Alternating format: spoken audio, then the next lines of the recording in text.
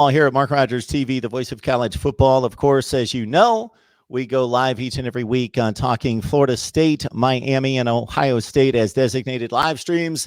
We are adding some teams and just basically having a wild card round of teams as we talked Notre Dame last night. We're talking USC today. Lock it in right here. Like, comment, share the videos, and subscribe right here at Mark Rogers TV, the voice of college football. I'm so happy to be joined by Pete Garrison. You can join him on Fox Sports. Does some work there. We'll find out a little bit more in just a second. We got Matt Lowry on the line as well from SB Nation's Conquest Chronicles. How are you guys doing today?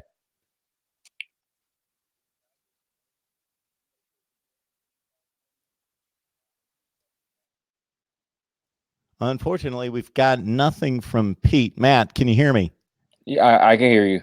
Okay, we'll let you proceed, and hopefully we'll figure out why we're not getting any audio from Peter right now. Pete, unfortunately, we can't hear you. Hopefully, I've got everything set up here correctly, I believe. So I think let me try this again. No. It keeps saying you on your end. Oh, there you are. And then I'm getting muted. All right. No, you're right there. Can you hear me now? We got you. I feel like I'm on the Verizon commercial. Can you hear me now? Can you hear me now? That's the cliched statement right there. There it is. So how you doing today, Pete? We're great. I was saying earlier that it's nice to get back into the swing of things and college football and spring ball, and we've got the big national signing day tomorrow, although the early signing day is really the big day these days, and when you really can get your entire class and recruiting schedule down pat, because these days it's the social media and everything, it just comes out so much quicker than it did back in the past. So it feels good. The Super Bowl's over, and we're looking forward to spring ball here in the Pac-12 and specifically at USC. What do you think, Matt? I have to agree with National Signing Day coming up. Just like what Pete said, the whole early signing day kind of dominates things now. And in this day of social media, everything is coming out quicker, where we're starting to see a lot of guys commit sooner. But spring ball is coming up. A lot of questions that we have to that need to be asked or that needs to be answered is starting to come up too. So I'm ready for it. On the line, a whopping 8 on the line. We know that it'll grow from there. No question about that. We appreciate you jumping on the line. Leave your comments and your questions in the live chat room. I will pass them on to Matt and to Pete talking USC football. And now that we've heard from the two gentlemen, we've got everybody's technical issues vetted out. We're ready to roll here. So USC, this is a blue blood program. Expected to win championships during the 70s and 80s, was right there.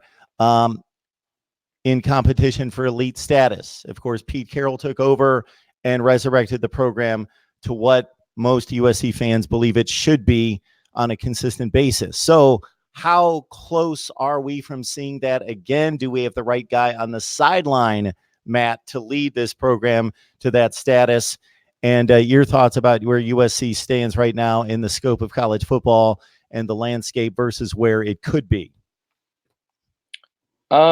As far as it being close to elite status, I would say USC right now is not – they're close in terms of talent, but in terms of coaching, they're not quite there yet. And the reason I say that is because, as I've mentioned in the past before, I think Clay Helton needed to do certain things differently in order to improve. Now, so far, he has not done that. He hasn't done that the last few years.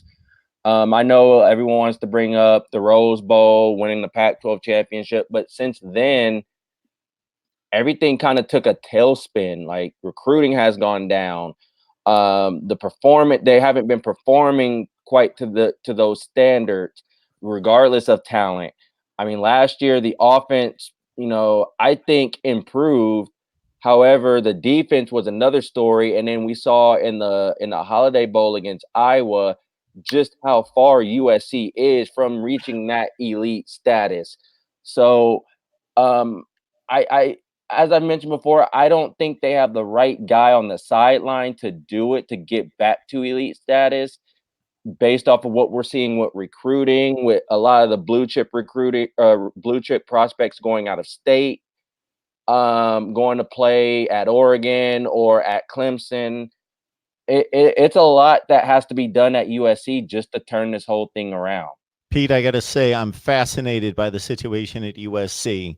The brand, the location, the history, the tradition, the prestige, the cachet is all in place. The tangibles aren't there right now, and the winning at the level that we would expect, and the talents, even elite status in spots, in areas, but not consistently across the board for the entirety of the roster. Yeah, well, I'll go back to your point about how it's the cachet, the blue blood program, the Southern California palm trees.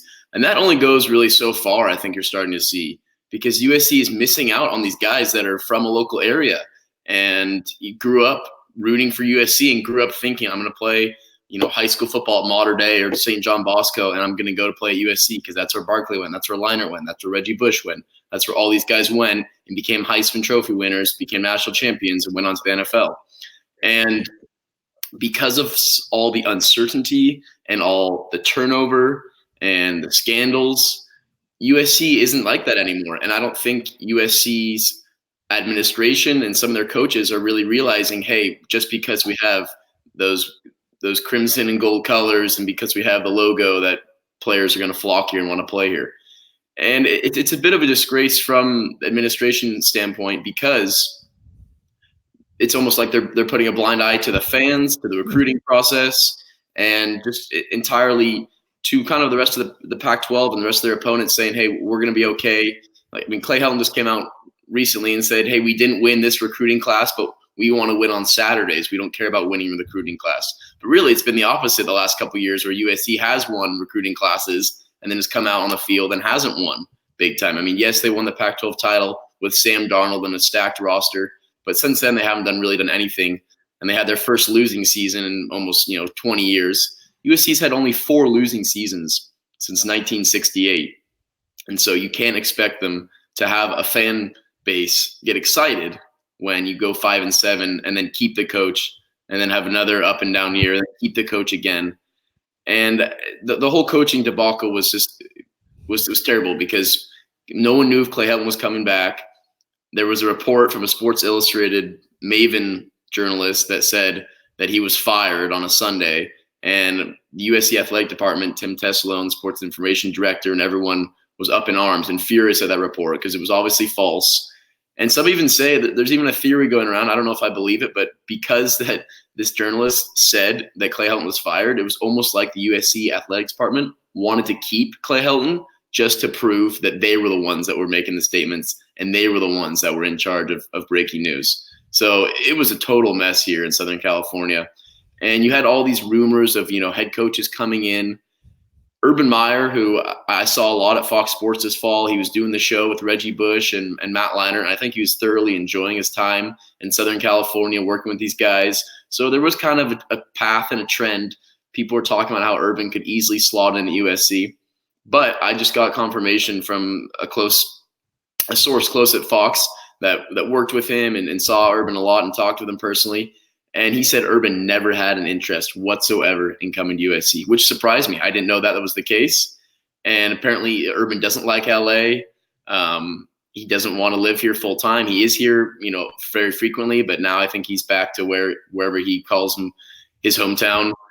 And I also don't think he wanted to get into this kind of mess of administration, of coordinators. Last year, they overhauled the offensive coordinators and everything in the offensive unit. This year is the opposite. They're overhauling the defense, new DC, new special teams coach. Then they let go of 3 more defensive coaches yesterday and brought some of Todd Orlando's former coaches back from Texas. So Urban Meyer was never had a chance, which for USC fans, I mean, they were already sad that there wasn't an Urban Meyer, wasn't a big name at PJ Fleck coming to Troy. But the fact that he never was even interested is even, a worse reflection on the USC coaching search. And then to make it even matters worse, I heard also from the same source that how Urban didn't want to come, that James Franklin from Penn State actually was interested in coming. And James Franklin would have been a perfect fit at USC, no doubt. But really what it came down to was USC, the administration being cheap. They wanted to save money. Clay Helton, if they fire him, would be owed a huge buyout because Lynn Swann's contract extension they signed a couple years ago after Clay Helton's hot start. And so USC didn't want to pay, 10, 20 million for Clay Helton's buyout and all of his staff, because as soon as you hire an Urban Meyer, James Franklin, you have to overhaul the staff again and pay those guys again. So really, USC was being cheap, wanted to save a bit of money, thought they could kind of have a year here where Clay's the head coach, and they didn't want to splurge on a big name coach until they had that guy down pat. So I think that's was the confusion with Clay Helton and the report coming out he was fired. I think USC was kind of in limbo waiting. Is this coach going to say yes? Can we get someone else? Because I commend USC not just grabbing a random coach off the market, someone that didn't have a connection, someone that wasn't, in the recruiting system here in Southern California. But really, you kept Helton, and then you got a guy like Todd Orlando who doesn't have a connection to the Southern California recruiting pipeline. And I just don't know going into next year how many of these coaches are actually going to be sticking around the long term. The only guy I can see in the long term that people really love and sticking around is Graham Harrell, who did a fantastic job in the air raid offense this year. And of course, he had head coaching interviews with UNLV and other schools were trying to pry him away from USC. But it seems like it's just a holdover this year with Clay Helton, which is a bit of a travesty because this USC team is stacked next year. And, I'm not just saying that because I'm saying that and I'm an alumni of the school. I'm saying that because this team is going to be stacked. Utah's taking a step back. Oregon's losing Justin Herbert. Oregon will still be really good. And I actually have USC losing at Oregon. We'll get into the schedule later. But this USC team is veteran laden on defense, and then we saw the offense last year as one of the best in the nation. So it's interesting because we have a great roster, a great group of kids, and then just coaching and administration problems everywhere you look. Yeah, we'll have to let the Urban Meyer narrative go because it didn't happen, and as Pete just explained, it never was going to happen. But can you imagine the conversation that we would be having for an hour? How different it would be if Urban Meyer was the head coach as opposed to Clay Helton. I would have just been fascinated to see, is Urban Meyer going to do this again? Florida, Ohio State, and even what he did at Bowling Green in Utah, basically walk in with all the cachet and the brand and the location and everything working for him, and the Pac-12 not being as daunting as the Big Ten or the SEC. I would just think that he would just take the thing over. And we would see 11-1s getting cranked out within a couple of years, if not sooner. But we're not there.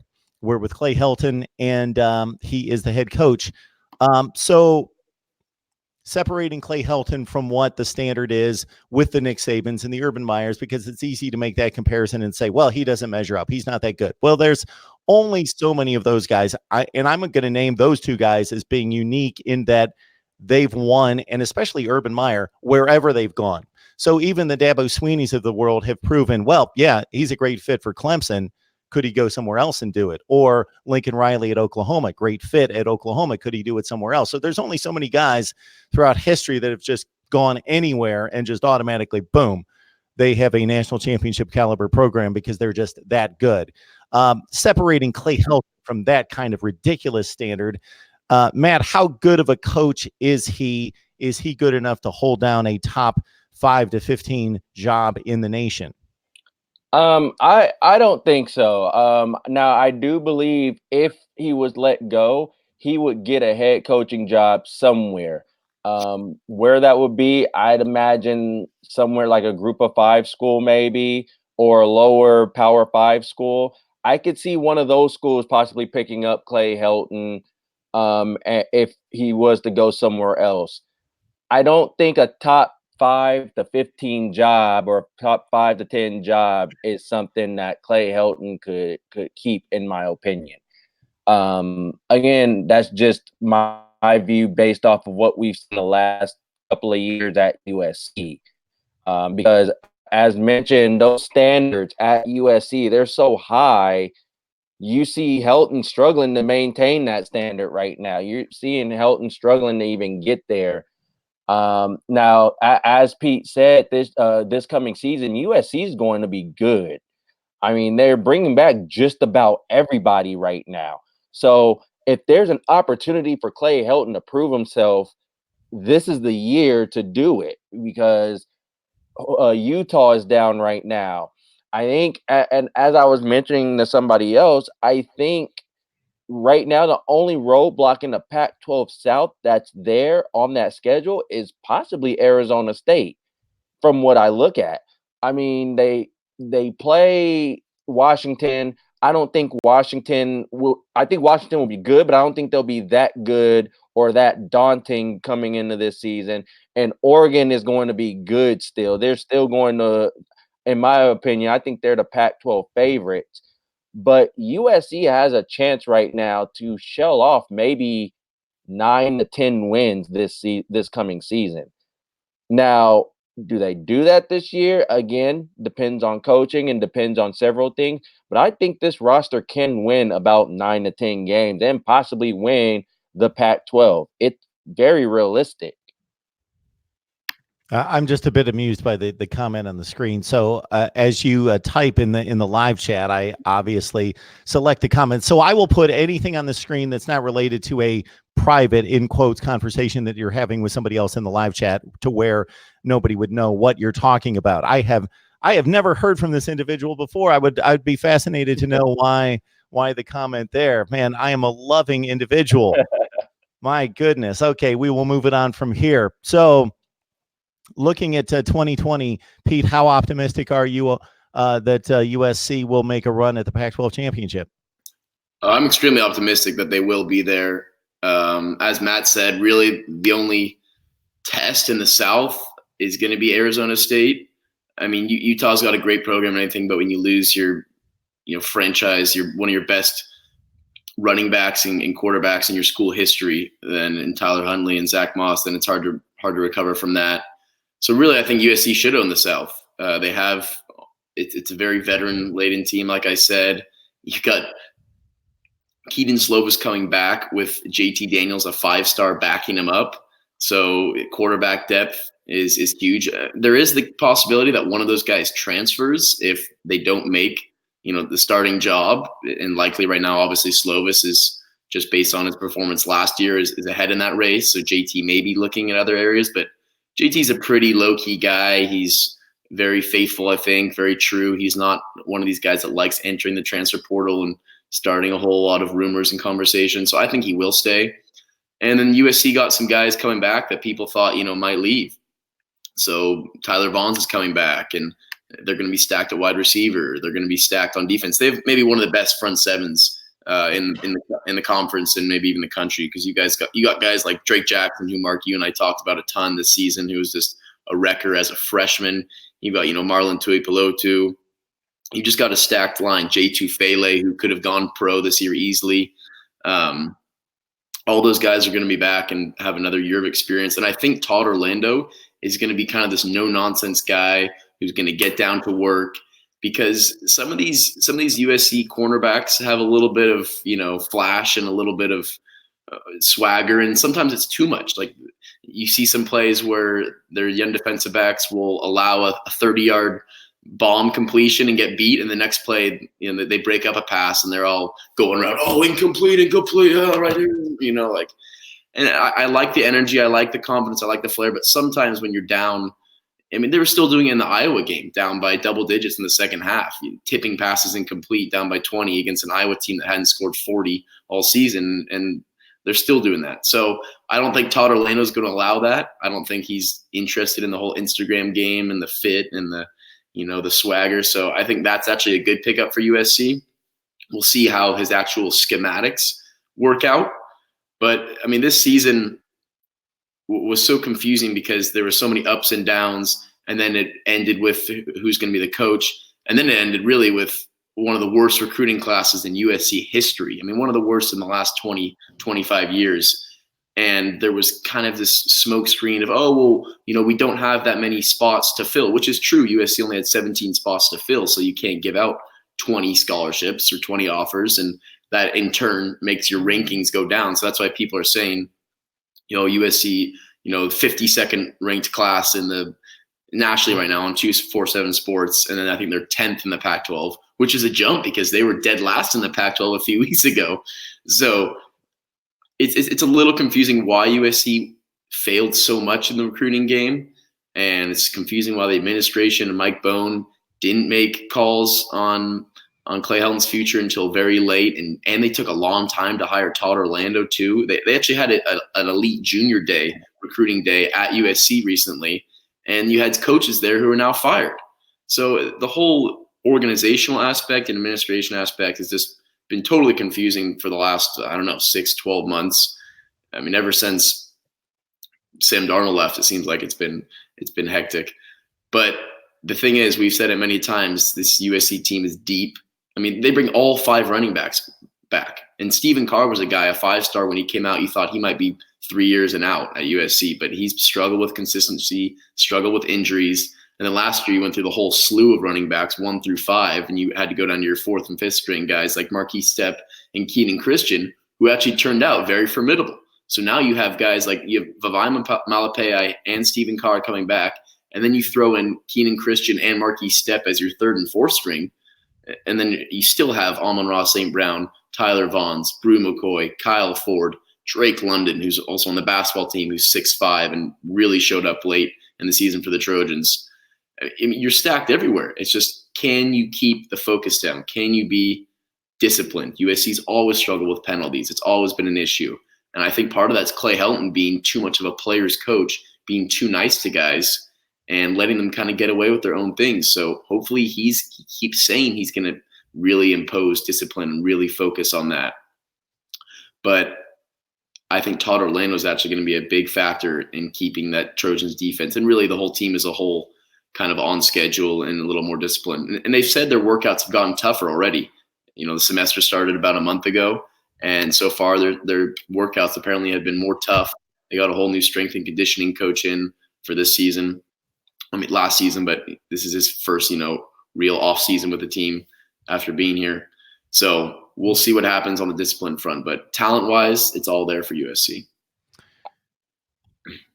Go to it, Matt. I know you're chomping at the bit. Yeah, no, I wanted to chime in on what Pete was saying about with discipline, and it was something that Dina and I talked about on many podcasts, was that how he was supposed to come in. And he said, well, we're going to fix our discipline. Now, he's been saying this for the last few years, and USC continuously ranks up there in penalty yardage. So that's the biggest thing I hope Todd Orlando comes in and helps with.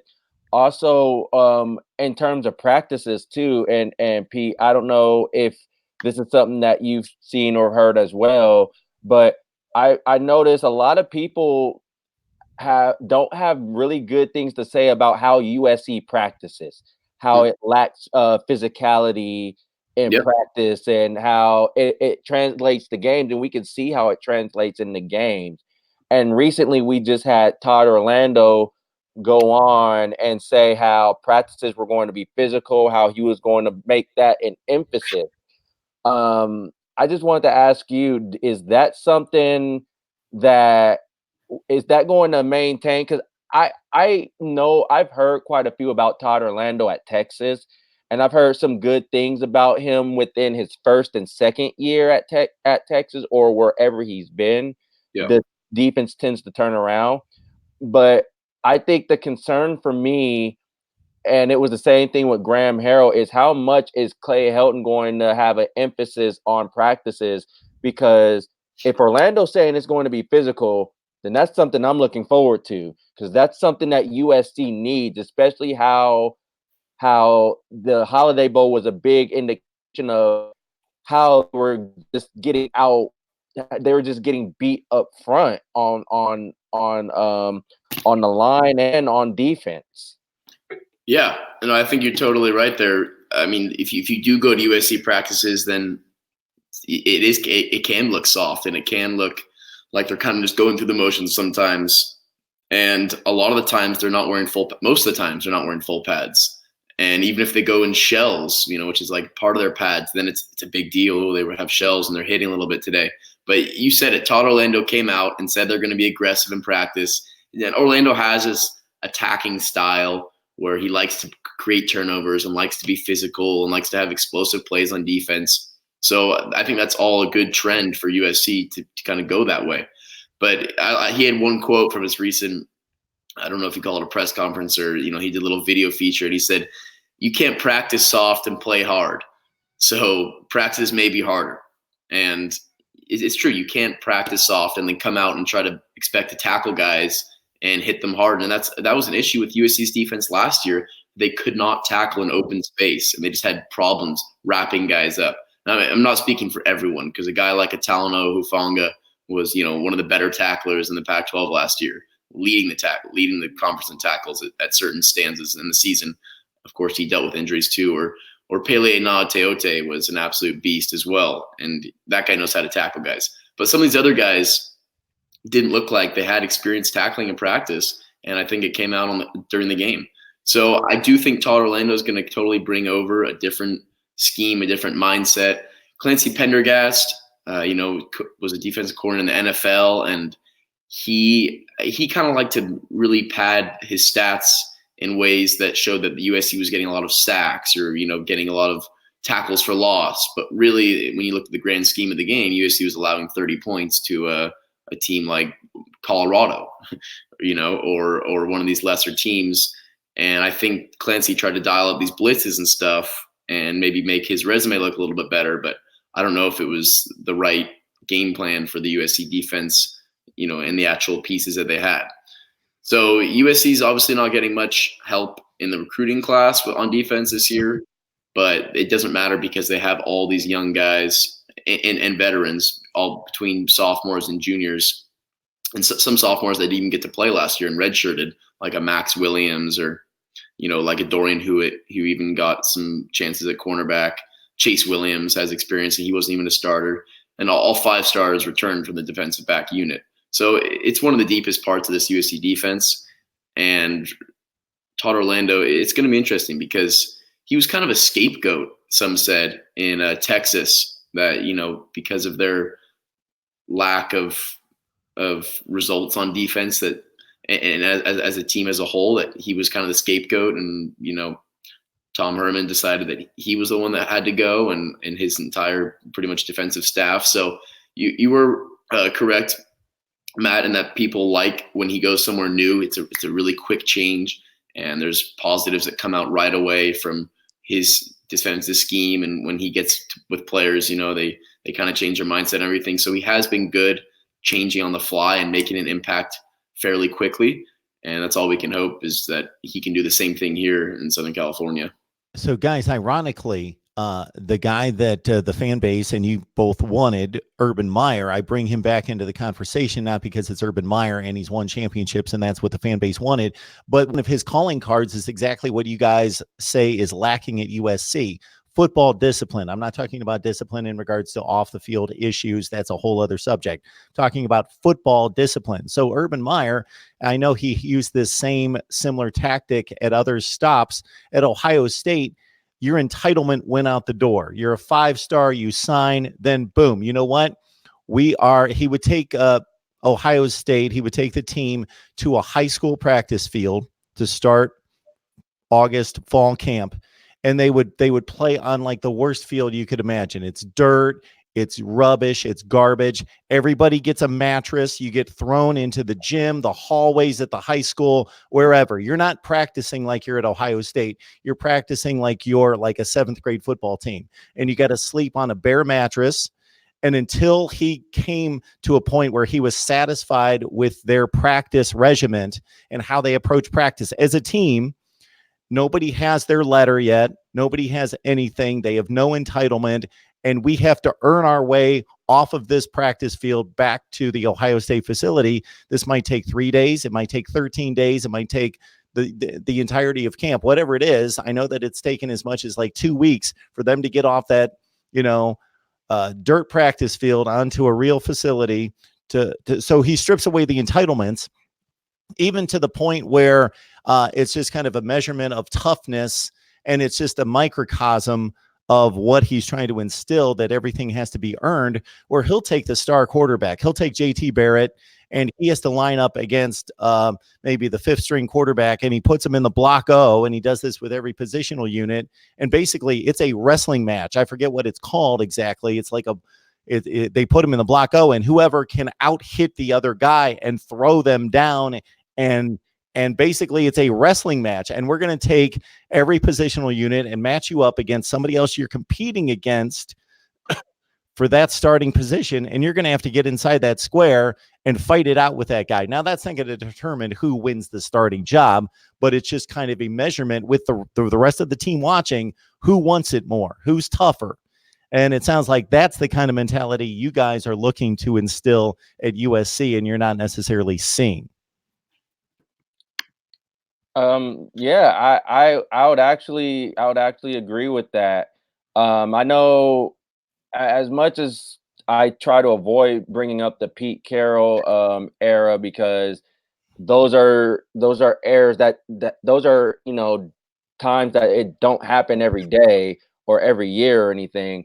But with Pete Carroll, he had a thing where it was, I forgot what it was. It was Competition Monday or something like that.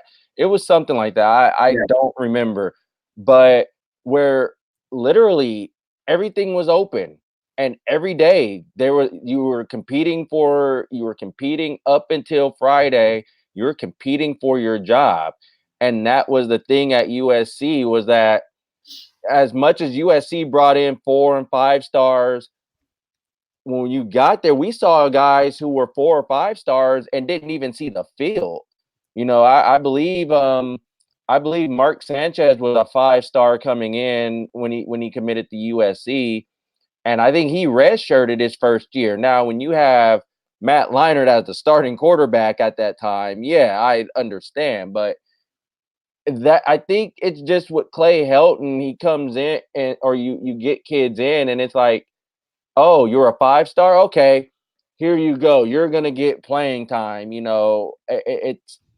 That's basically how it is. And I think how it was summed up earlier was that Clay Helton is more of a player's coach. He don't know when to draw that line of being a coach, where as far as you step on campus, you got to get to it, and being a player's best friend. Now, the ways he's taken things, such as the Brew McCoy situation when he transferred to Texas, and Helton was like, we wish him the best, we just want him to be successful. And then Brew McCoy ended up coming right back after spring ball. So certain times that stuff works, but there's times where you just got to go, look, you're no longer a 5-star. You're on campus. You're here to compete for a job, we're here to get the work and all that stuff, and to get physical and all that and everything. But it seems like he don't have that. And I feel like that's what's missing at USC. Yeah, I mean, we've summed it up, and we've said that the discipline was a factor. The penalties always got out of hand. Clay Helton's a player's coach, and then the media would always ask players during practice and stuff, and after games, do you think this is the right coach for the program? And it was always the same answer, where we love Clay Helton, Coach Helton, we stand behind him, we do this and that. And Clay Helton is an awesome man, an awesome guy, and I think he's a great father figure and a mentor for these guys. But I just don't think he's the right coach for USC. And I mean, there's no really point in getting into this, because we have what we have now. There's no point in debating, who should they have? It's Clay Helton this year. That's it. Done deal. Yeah. But it is a talking point, as a factor, because it affects the discipline, it affects the team, it affects, how, the kind of the mindset. And as Matt was saying, back in the day when Pete Carroll was there, it didn't matter who you were, it didn't matter your name, your brand. Yes, once again, there was no social media back then, or it wasn't nearly as prominent. So I think these guys, when they're in high school and you already have 100,000 followers at age 17, and you haven't even done anything yet, you've never had a job, you've never been to school, you never graduated high school yet, you're still learning, but for some reason you're the celebrity on social media because you have a pretty cool highlight reel from high school. And yes, you are going to be a stud in college and maybe go to the NFL. So, the fame and the practice dealing with media and stuff does have to start at some point, but sometimes it just gets to these guys' heads, and then they come into college, and I don't think they have the same determination, the same drive, and they're not ready to grind it out as much because they've already had some of that success come. They already have people telling them, "Oh, you're the best, you're the GOAT. You know, you're gonna easily do this at SC." And that's just like a little stepping stone to when you make the big bucks. So, but that all starts with the head coach, and I think you said it, Mark. Urban Meyer didn't care when he was at big time programs with big time players. He made the players realize that it doesn't matter what your name is, how many stars you have next to your name. It matters who the person you are, who the player you are on the field.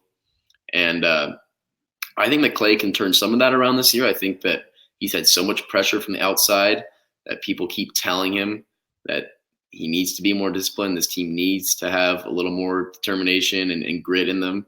And I think that will happen. I don't think it'll happen to the extent that every USC fan wants.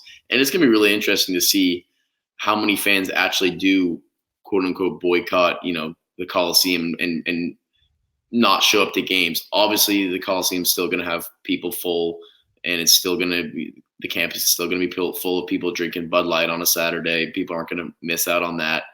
But I think financially, USC is going to lose some money from some of these donors, and people are tired of it. People paid to have a banner flown over the Coliseum 2 seasons ago that said, "Lynn Swann, fire Clay Helton." They paid thousands of dollars for that plane to fly. And that was 2 years ago. And that's not cheap. Exactly. And now they're threatening to, take away some of these donations and take away some of these season ticket packages. And maybe it won't be such of an imprint where you actually financially it hurts USC, because USC is full of money and continues to raise their tuition by a couple $1,000s per year. So I think they'll be okay. But it's more of the social aspect and kind of the public outlook where, hey, people are actually not going to games as much anymore. And it is sad because USC is going to be really good next year. So I think winning will cure a lot of things. But then we're going to be right in this back same conversation next year. Should Clay stay or should he be fired? I know all the fans want him fired regardless if USC goes undefeated. But I mean, what if USC – okay, let's say they're for sure losing against Alabama in week 1. I mean, they have a chance to win every other game the rest of the year. And I have them winning every other game other than really Oregon and Notre Dame at home. But other than that, the Pac-12 kind of takes a step down. It's sort of a soft schedule. They get UW at home, and UW's not as good as they were last year. Oregon's on the road, but it's without Justin Herbert.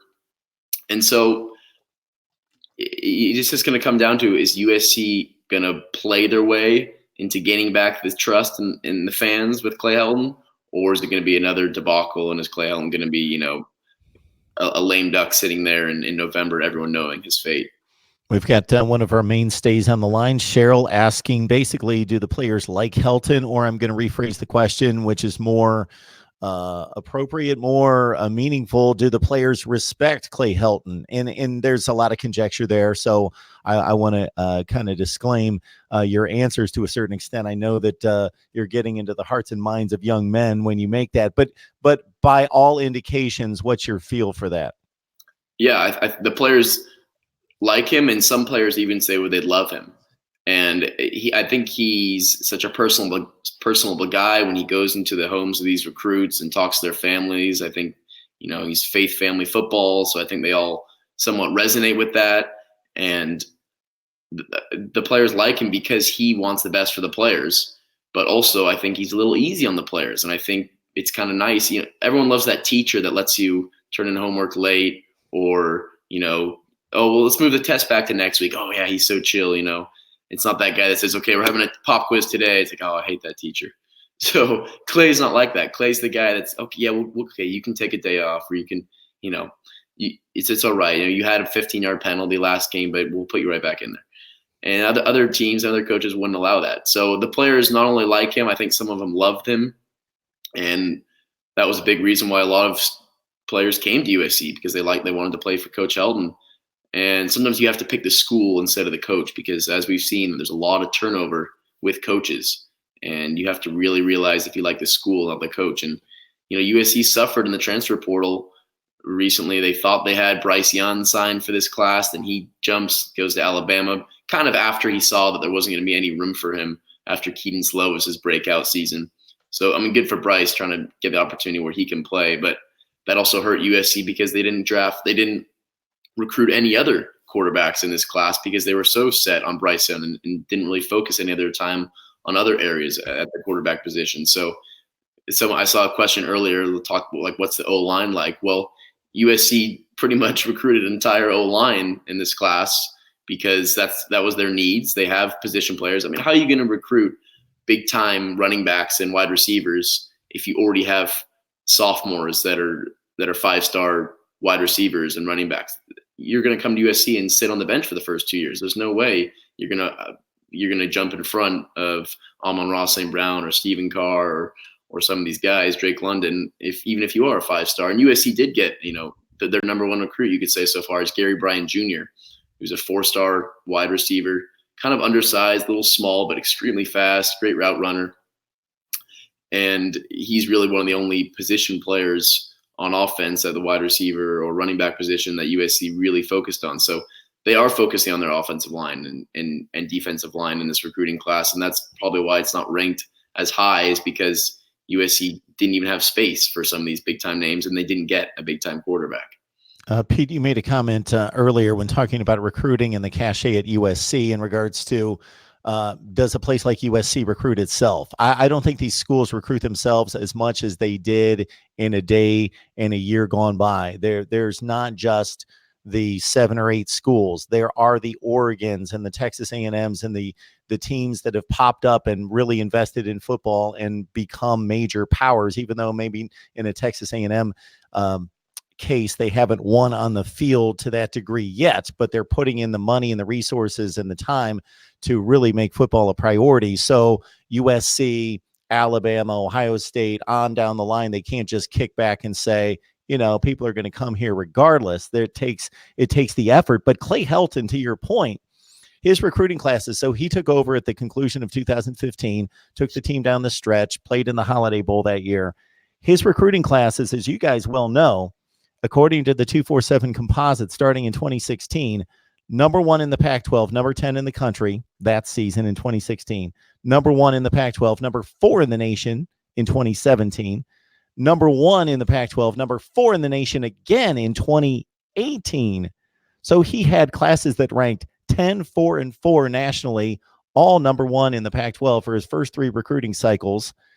And then it dropped to number 3 in the Pac-12, number 20 in the nation, still very respectable, very good. And then just this bottoming out this year, which I would think had to do with what you guys talked about in regards to the number of available spots. It wasn't going to be a great class. And number 2, the uncertainty of whether he was going to be there. Yeah. But he's proven he can recruit. Look at those recruiting classes. Yeah. And then even to back him up even more, if you look at last year, you just said, Mark, they were 20th in the nation last year, which isn't maybe great for USC standards, but it's still not bad. That 20th mark actually went up to 14 after Brew McCoy came back in the transfer portal after his debacle. Wow. And then Chris Steele also was at Florida, as we know, enrolled. And then he left Florida and came to USC. So they jumped for just those 2 players who were big. Brew McCoy, of course, a 5-star, and Chris Steele, 4-star. They jumped from 20 to 14 just from those 2 players. So yeah, really last year, very solid. This year though, 52nd nationally. They got 6 offensive linemen, 3 defensive linemen, a kicker, a couple wide receivers, and they missed on guys like Justin Flo, who, was right down the street. And one of those guys I said earlier that their whole life thought they were maybe going to play at USC, the group in Southern California. They saw everyone else go there. And so Flo went to Oregon. Oregon's 12th nationally now, number 1 in the Pac-12. Then USC was looking at this 3-star quarterback, Blake Shapen, who was kind of their last resort at quarterback after Bryce Young decided he didn't want to come to USC. He went to Alabama. And Shapen was a 2-sport athlete. He wants to play baseball and football in college, and he's going to do that, but he's going to do that at Baylor University.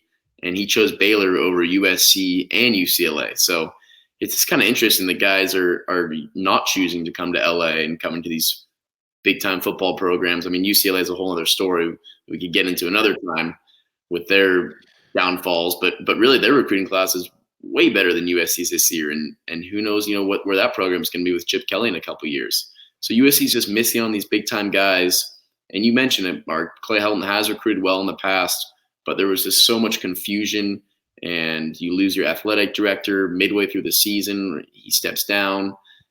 We don't know what's going to happen with some of the coordinators, with this and that. It was just craziness, and it really hurt the Pac-12, the recruiting class.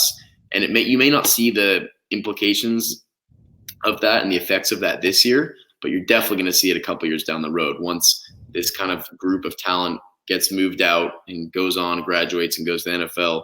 This current class right now, yes, you'll have a lot of lineman depth, but you're not going to have your star wide receivers and your running backs and a quarterback. And USC does have Jake Garcia coming next year, who's a big time quarterback recruit, but hopefully he wants to continue to come to USC after, hopefully he would come.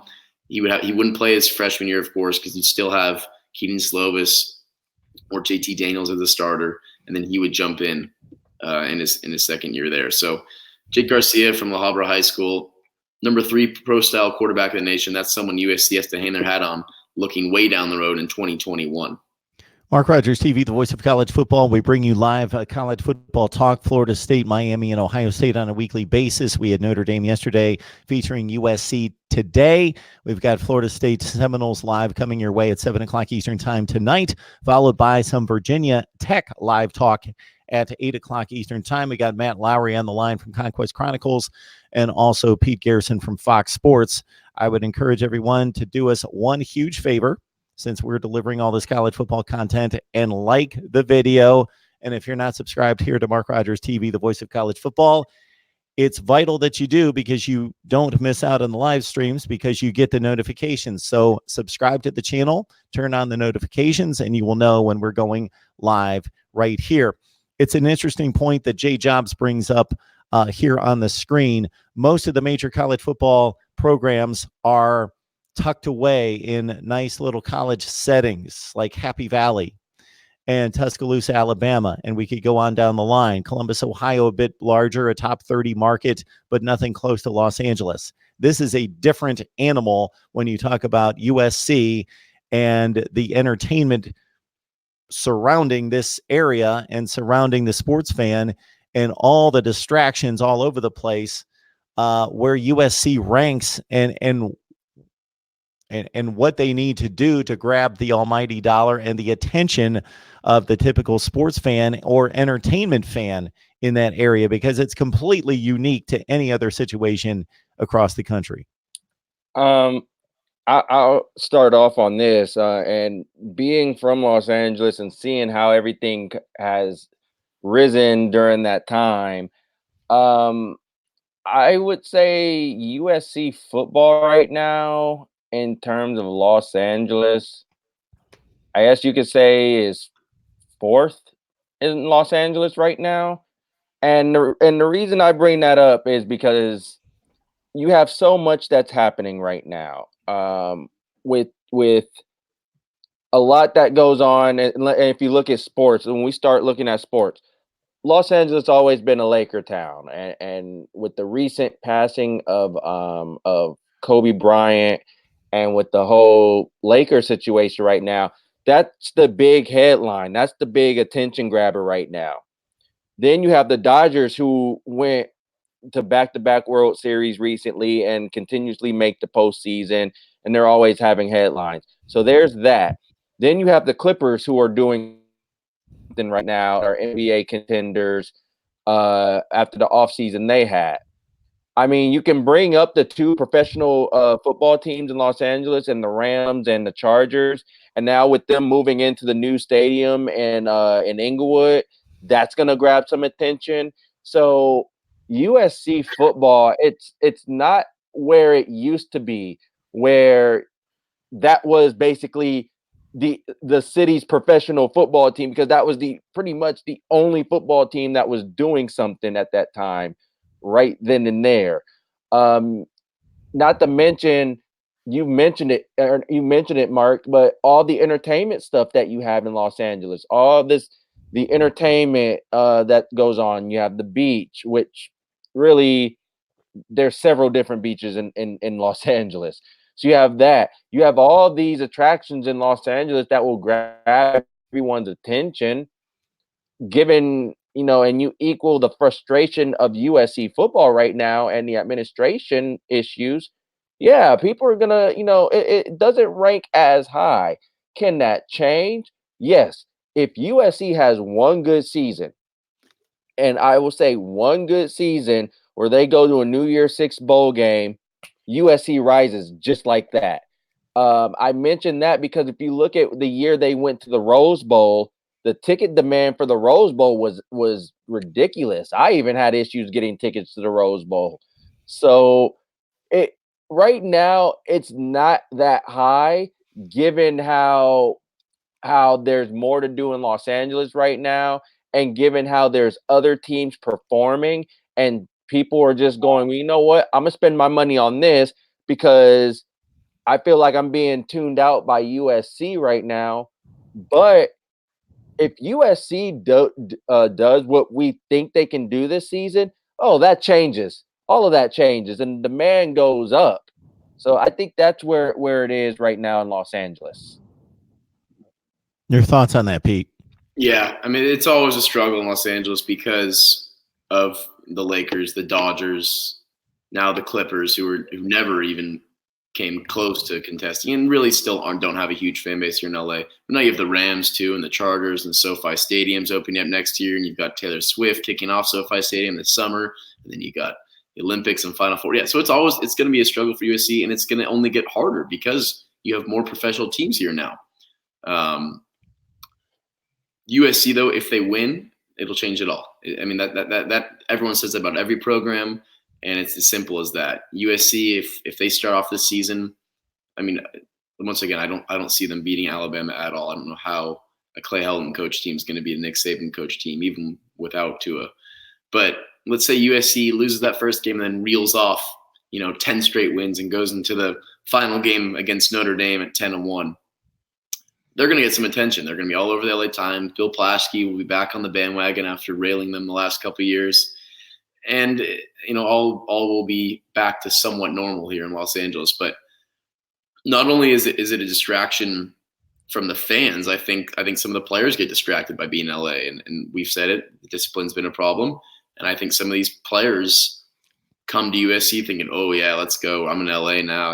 I'm really going to have a fun 3 years here at SC. And I actually knew a highly ranked basketball recruit who came to USC. He's now in the NBA, and he wasn't really interested in having a great college career. I mean, basketball is different. You can just do one and done. So you're literally at the school for 8 months, and then you're going to get drafted.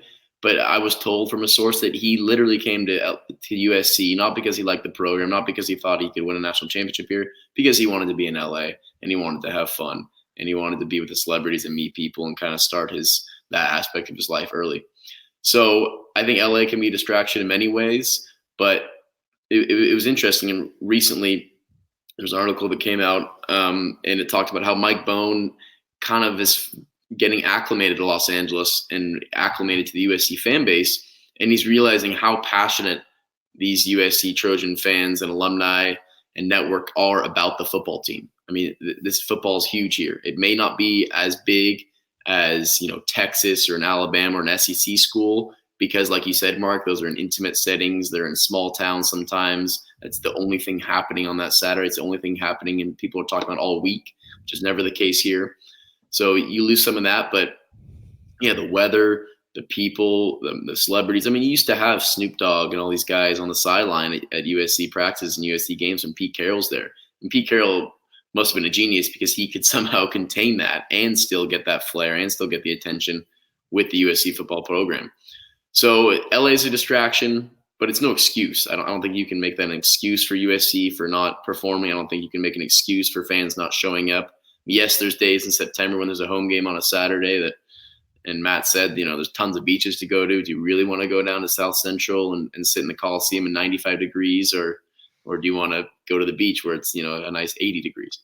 So there's many distractions in that sense, but it's not an excuse. And it's really up to the coaching staff and the administration to figure out how to get fans engaged, figure out how to get the players disciplined and bought in and engaged, and how to make it all work because it has worked many times before. And there's no reason why it can't work, especially this season. Mark Rogers TV, the voice of college football. We have enjoyed the hour with Pete Garrison from Fox Sports and also Matt Lowry from Conquest Chronicles talking USC football. Please leave a comment, not in the live chat, but comment to any of the videos in regards to what you would like to see in regards to future live streams. As again, we've got Miami, Florida State, and Ohio State covered here each and every week, but we would like to add our live stream repertoire. And so we are surveying the various national brands as we talked at Notre Dame last night, USC today. We've got Florida State and Virginia Tech coming up tonight at 7 and at 8 o'clock Eastern time. And as we see on the screen, and I've just verified at ESPN.com, Mark D'Antonio has stepped down at Michigan State. So looks like I've got my work cut out for myself talking the Michigan State situation upcoming. So Pete, we appreciate you stopping by. Appreciate your contribution here. It's always a good time getting your insight. You as well, Matt. Thanks so much for stopping by. So check out these guys on Twitter, and we hope to get you guys back on here to talk some more USC football soon. And, of course, we've got to look at the 2020 schedule, and I would love to hear your thoughts on who could be breakout players this fall for the Trojans. Matt, you want to go ahead or? Yeah. No. In future weeks, we're going to shut it down right now. So we'll bring you right back, and we'll keep it going on the Trojans at a later date. We're just teasing it, aren't we, Mark? Right? We would like to do that from time to time. Yeah. That is what we call in the business a tease. Absolutely. Yeah, we'll get all breakout players and some of those key games that USC. You know, there's going to be some close games in that schedule. It's maybe not as tough as last year's schedule, although you start with Alabama on a neutral site in Dallas, though, which is not really a neutral site because it'll be mostly Alabama fans. But yeah, there's some key breakout players and some guys that we can definitely get into. It'll be fun. All right, guys, I appreciate you stopping by. I believe with the news that just came across the wire, that I will just turn it around right back here to talk Michigan State and Mark D'Antonio, and have the phone lines open. So everybody keep it right here at Mark Rogers TV, the voice of college football. See you soon. Peace. Thanks, guys.